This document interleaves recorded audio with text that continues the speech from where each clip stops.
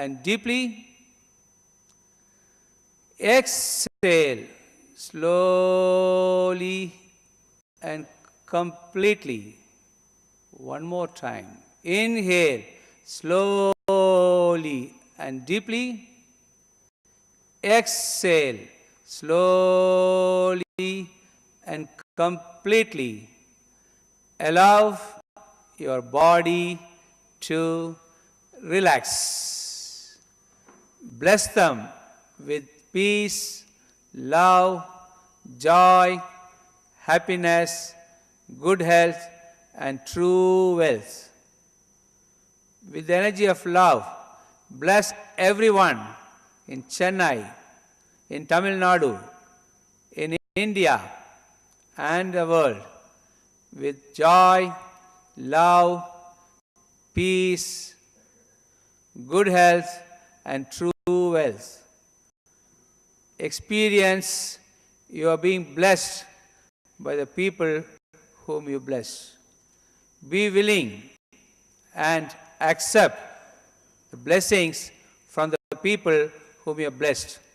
We are very much privileged and honored to have Padma Shri Dr. M.V. Rao as our chief guest.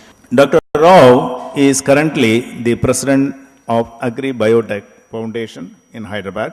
He started his career as assistant wheat breeder in 1956 and subsequently served as coordinator of wheat program. He occupied the post of Deputy Director General Crop Science in the Special Secretary Department of Agriculture, Research and Education, and also Special Director General ICAR. He served in the World Bank as Agriculture Specialist and became the Vice Chancellor, Andhra Pradesh Agriculture University in 1991. He was also the chairman, Andhra Pradesh Netherlands Biotechnology Program in Hyderabad. Dr. Rao has to his credit many coveted awards and recognitions. He was awarded Padma Shri by the President of India, Borlaug Award, Environmental Research Academy Award, Outstanding Agriculture Scientist Award of Government of Andhra Pradesh, and DSc from Purdue University, USA, Banaras Hindu University, and Indian Agriculture Research Institute, and also serving as member of Andhra Pradesh Legislative Council. He has been elected as fellow in many academies like National Academy of Agriculture Sciences, Andhra Pradesh Academy of Sciences, and he is also the president, and Indian Society of Genetics and Plant Breeding was president, Indian Society of Agriculture Sciences.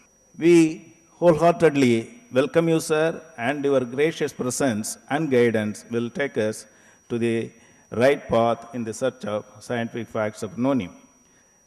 The World Noni Research Foundation has brought out 7 publications, and now I have the pleasure of requesting our chief guest to release these publications and then deliver the inaugural letters.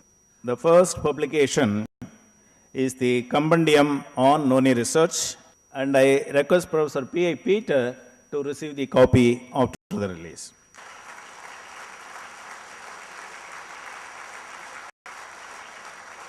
The second is the International Journal of Noni Research and also the Noni Clinical Research Journal, which will be received by Dr. Rathina.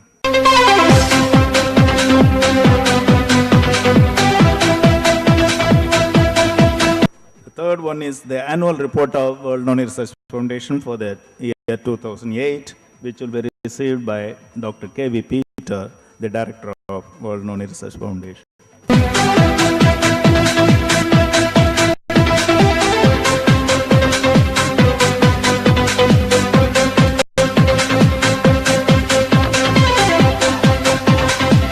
Annual report of WNRF is to be released, and Dr. K.V. Peter will receive the copy.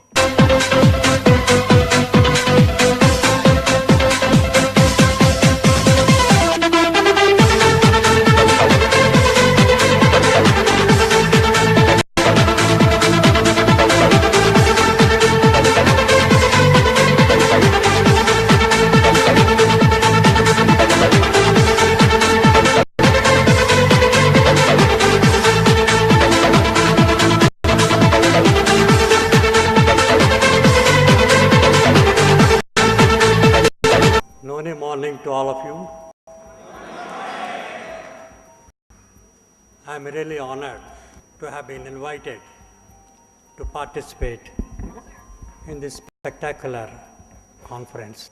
I am very grateful to Dr. Kirti Singh, Chairman, World Noni Research Foundation, Professor P.I. Peter, Chairman, Health India Laboratories, distinguished Vice Chancellors, past and present, eminent scientists, doctors, researchers, delegates, all the members of the Noni family, ladies and gentlemen. It's a great honor for me to stand before you to inaugurate this symposium on Noni for empowerment and prosperity. In the earlier three seminars, we had very renowned personalities who gave the inaugural address. The first one was given by Dr. Kirti Singh, the chairman of the World Noni Research Foundation. The second one by His Excellency Sardar Surjit Singh Barnala, Governor of Tamil Nadu. And the third one was His Excellency, the past President of India, Bharat Ratna, Dr. APJ Abdul Kalam. As Abdul Kalam said, I came to see the Noni family and I see all of them are smiling. That means Noni gives good health and happiness. This symposium is timely and has great significance. There is a debate going on empowerment with education and science-based skills. No less than our Rashtrapati ji is talking all the time on empowerment and education, food security, and empowerment of women. And from food security point of view, she said every family below the poverty line in India should get 25 kgs of rice or wheat at 3 rupees a kg. This is a huge demand on us, and we met few weeks back at Delhi to discuss how much additional food is required to meet this demand. We require anywhere between 20 to 25 million tons of additional food. If you are not able to produce that much food over and above the 233 million tons of food you are at present producing, then you have to import what you have to give. I mean, this is compulsory, it is going to be an act. So we are discussing ways and means by which you can produce the additional food that is required. Gandhiji preached and practiced naturopathy, especially herbal medicines, to prevent and cure diseases. Nature medicine was the mantra for him, which he practiced on himself and dear ones. He created awareness among the people for having good health without medication in this fast-moving lifestyle with tensions and various at levels.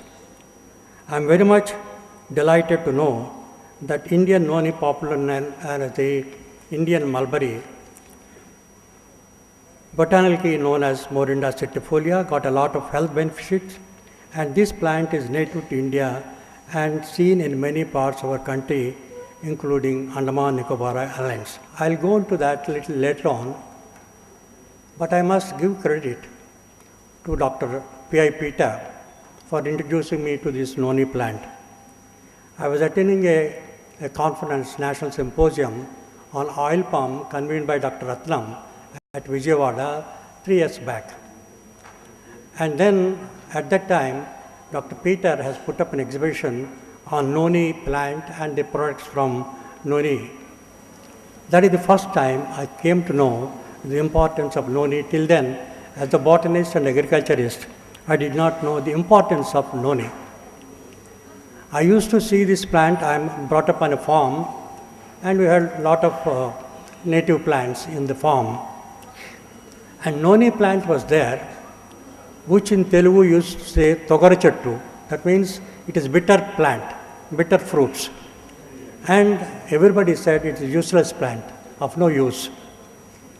And they used to cut the trees only for one purpose, to be used as a wood in brick kilns to burning the bricks. For no other purpose it is used. Nobody knows about the medicinal value of noni in my childhood. Even in the ICR, when I was dealing with all the crops, including horticulture crops, and we have an all India coordinated project on underutilized plants. And we never talked about Morinda.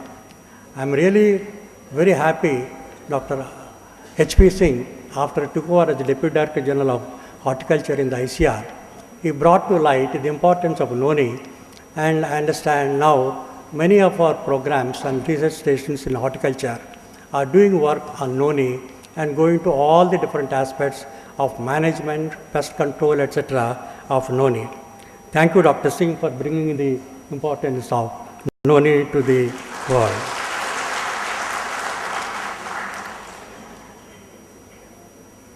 I was reminded of a small poem I read about 65 years back when I was in the school. It says, full many a gem of purest ray serene, the dark, fathomless, dark caves of ocean bear. Full many a flower is born, blossom and blush and waste its fragrance in the desert airs. That means so many good things are there about which we don't take notice of. And Morinda belongs to that category.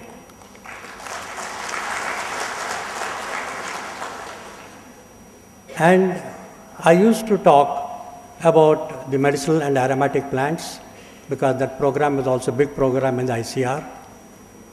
And one Dr. Narasimha Reddy, who is the Vice Chairman of the Medicinal and Aromatic Plant Growers of Andhra Pradesh, used to tell me, Dr. Rao, in nature there is no plant which is useless.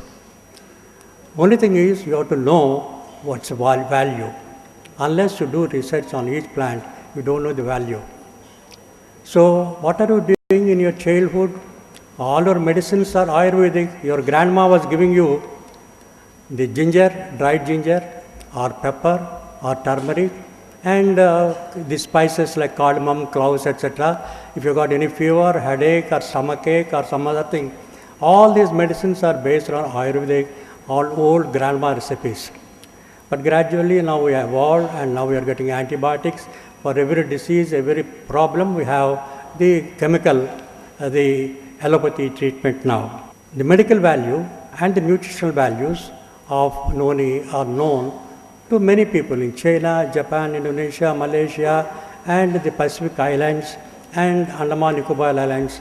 And understand, even in Andaman Nicobar Islands, people, the aborigines, they take the Morinda fruits and take with some salt or use it as a vegetable. But what is happening now? All this native germplasm that we have got in different places, including the Amazon forests of Brazil, Indonesia, lakhs of acres are being cut every year. Lakhs of acres.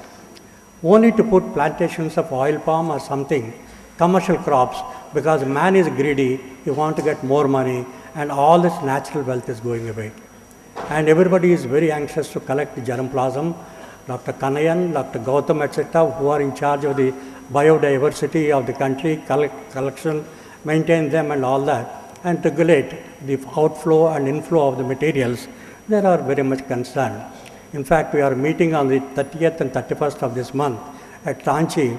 Dr. Gautam has convened as a president of the Indian Society of Genetics and Plant Breeding as a meeting on the climatic change and the diversity that is required in our crop plants to sustain the food security of the country. We are going to discuss about all these issues. I am happy.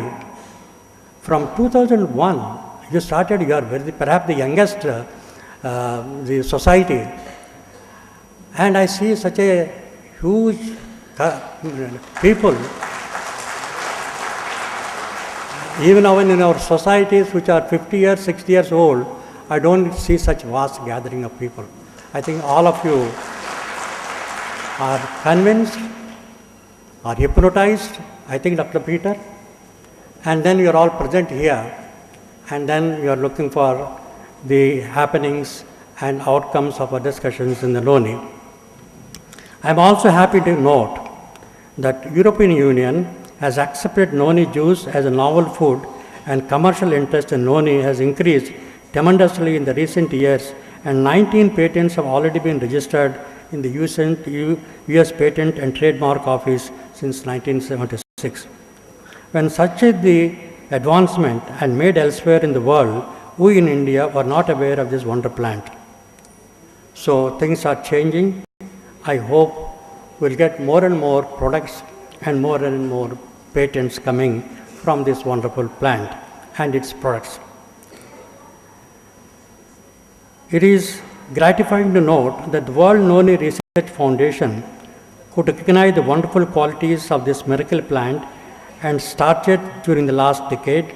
They could also collected a lot of high-yielding plants from various parts of our country, standardized the tissue culture technology for producing quality planting materials, and supplied to farmers in several states like Tamil Nadu, Andhra Pradesh, Karnataka, Gujarat, and other parts of the country for taking up cultivation. They are also involved in teaching the methods of cultivation and buying back the fruit at a reasonable price fixed by them so that the farmers need not worry about marketing their produce. A number of products have come. I think I will not go to the details because a number of doctors, pharmacologists, medical practitioners are here. And then I am sure when I look at the program, in the different sessions, you are going to discuss all these issues and prepare the roadmap for the future. I am sure that the galaxy of scientists, researchers, medical practitioners, and other eminent and experienced personalities assembled here will debate and discuss during the next 2 days and suggest strategies for future research and development, and also take the message of health benefits of Noni to end users through effective transfer of technology. Health is wealth. I am glad to know that separate session deliberates on Noni for women empowerment. In the first joint session of Parliament, as I mentioned, Rashtrapati ji announced about this empowerment. I want to congratulate the World Noni Research Foundation to think of conferment of financial empowerment to women through Noni family business. There is a growing investment in the health sector, and as such, any involvement of women will be of much help to our people. We may involve some self-help groups of women which are operating very successfully and effectively in several states. And also, I am sure in the Noni sector, they will also perform well and then look after the health of the people. We are concerned all these years only with food production. Our food production was about 56 million tons when we got independence. And then we are only 36 crores of people. Now today we are 115 crores of people. Your population has gone up 3 times. Your land is the same. You are 142 million hectares. If you look at the last 40 years of statistics, the land is static. We don't have any place to go. But your population is growing, but you require more food and better food because still a lot of health problems are there. And the 50s and 60s were importing under humiliating conditions large quantities of food to feed our people. In fact, even before independence, I happened to be in Delhi in June 1947. The headlines of the Statesman newspaper at that time was, the first charge of independent India is how to meet the food requirements of people. I mean, that is the first responsibility of independent India, how to meet the food requirements of people. There is not enough food in the country.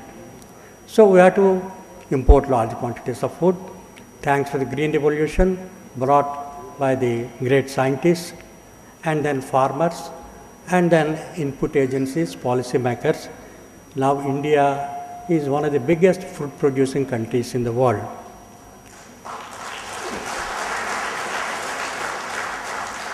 Books have been written on India that you forget about India, nobody can save India. Millions of people will die. By 1975, there will be famines in India and lakhs of people will die. and no country can help them. And they use so many examples how in war, if soldiers are wounded and they are brought to the tents to be attended by the doctors, the first category is the doctor has to take quick decisions. If the soldier is slightly wounded, you can give the first aid and save that soldier. The second category is badly wounded, and then it requires surgery, operation, but you can still save the soldier. The third category is so badly wounded, whatever you do, you can't save him. And India is put in the third category. And from that stage, our people have brought India to the present station. We have produced 23 crore tons of food grains this year. And we are number 2 in the world for rice production. We are number 2 in the world for wheat production, number 1 for milk production. Like that, I can go on telling. And today we have 55 million tons of buffer stock of food grains, and we don't know where to store it and how to store it. And that is the condition of India. So India has got a tremendous opportunities.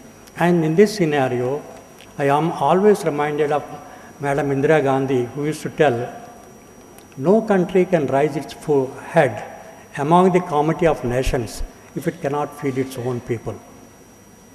No country can raise its head among the community of nations if it cannot feed its own people. So you have to bow your head. But today I am also feeling the same thing, in spite of the fact that you have produced so much food, you are occupying important position in the world, but you are producing more wheat than America is producing from where we used to import in the past. But the problem is 45% of our children are born underweight, below 2.5 kgs, 45%. 55% of our children are suffering from protein malnutrition. Nearly 70% of our pregnant women, adolescent girls are suffering from anemia, deficiency of iron and so many other things. 33 crore people are below the poverty line. Now how do you come out of this? You have to produce more food, better food. So we are concentrating on that one, but at the same time, we also would like to exploit the natural wealth we have in this country. India is a paradise for biodiversity, and then Vavilov identified the Indian subcontinent as one of the 12 major biodiversity centers of the world. We have got everything from Kashmir to Cape Comorin. You got every species reported in Morinda. India is a home for 5 species, and you got tremendous genetic variability in different parts of the country. The first charge is to collect that germplasm, evaluate it for different parameters we are interested, particularly the biotic and abiotic stresses. Let me warn you at this stage, when Morinda is growing here and there, diseases and pests are not important. But you are taking cultivation, if you are going for extensive, intensive cultivation, then the biotic and abiotic factors, they will come up. You will have pests and diseases, you will have other abiotic stresses.